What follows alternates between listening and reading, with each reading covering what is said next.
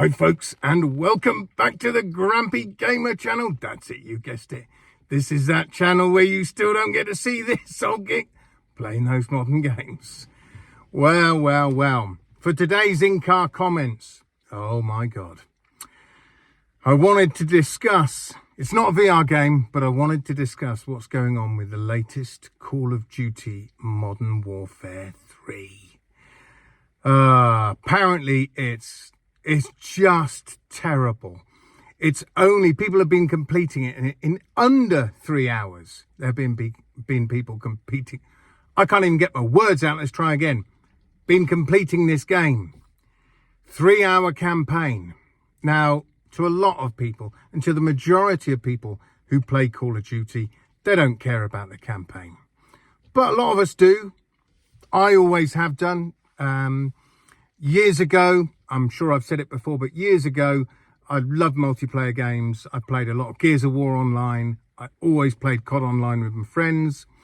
And then when we got to World at War, one day I was sitting there in the evening playing with my friends, and I just suddenly realised I was bored. I just got tired of years of doing the same thing, of spawning, running in, shooting someone, getting shot. Spawning, running in, shooting someone, maybe shooting someone else, getting shot. Running it just over and I realised that I'm just doing the same thing. And for what purpose? For no purpose at all. It's not even really entertaining me anymore, which is what it's meant to do. But like, you get your kill death streaks. It's just meaningless. And I remember one of my friends, back then he wanted to prestige 10 times on it, so he got his gold cross. And I thought, but why? Why does that matter? You can't take it on to the future games of COD. So literally, once you stop playing this COD, World at War, that's it. You're the thing you think you have kudos points for having your gold cross is so meaningless. So, I mean, I rarely used to prestige in any, I don't even know whether you prestige now in Call of Duty games. I know you used to, and it's where you basically, you go through, unlock all your guns, and then once you've done that, then you start right back at the beginning again.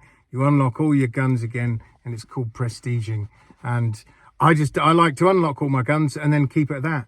I had no interest in prestiging my guns or getting a gold cross or anything. So I gave up multiplayer pretty much. Just stopped playing multiplayer. I wanted more single player experiences with a good story, that sort of thing. And that's what I love playing to this day. So for the last, 15 years, I suppose, I've mainly been a single player gamer. And also it fits in so much better with my lifestyle because I'm here, there and everywhere. I used to be able to sit down pretty religiously years ago at say 9 p.m. when the children were in bed, and I could play with my friends, and we'd play to sort of midnight, 1 o'clock in the morning. We used to do that most nights.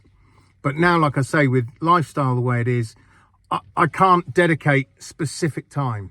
I do most of my gaming. I do some in the morning. So I get up about 5 anyway. I play for about an hour. Then I'll play for an hour or two in the evenings.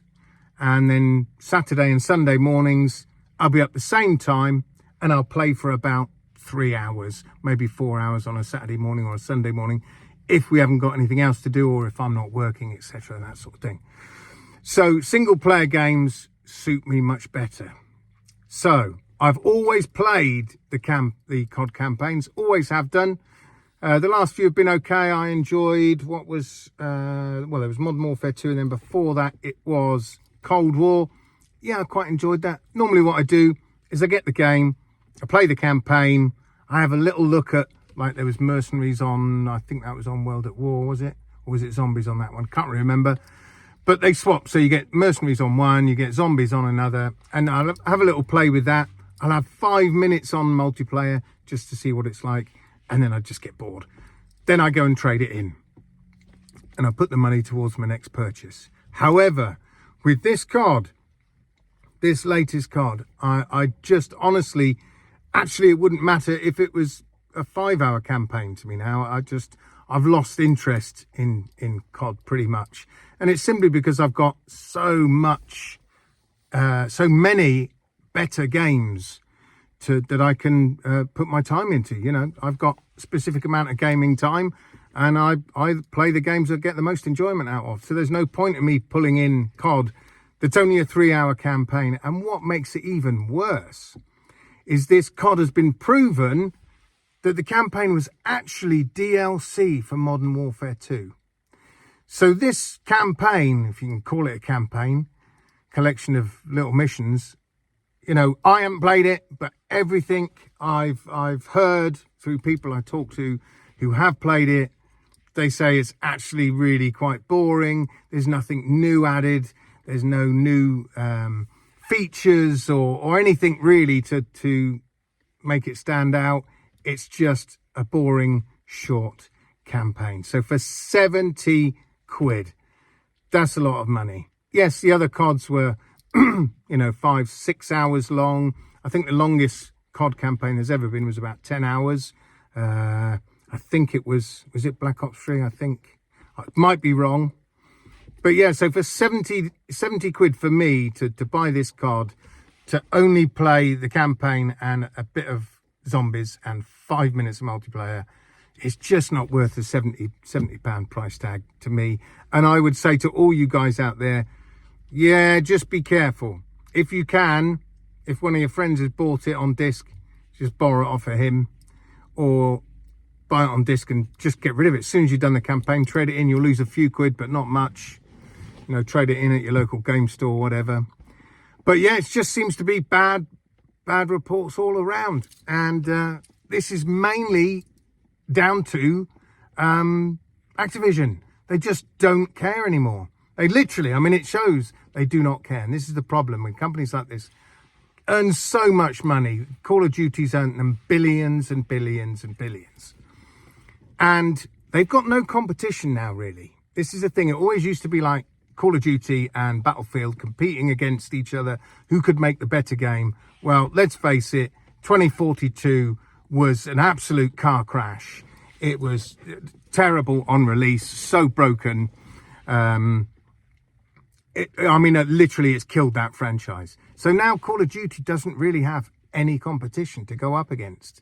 And what happens when there's no healthy competition? They get lazy.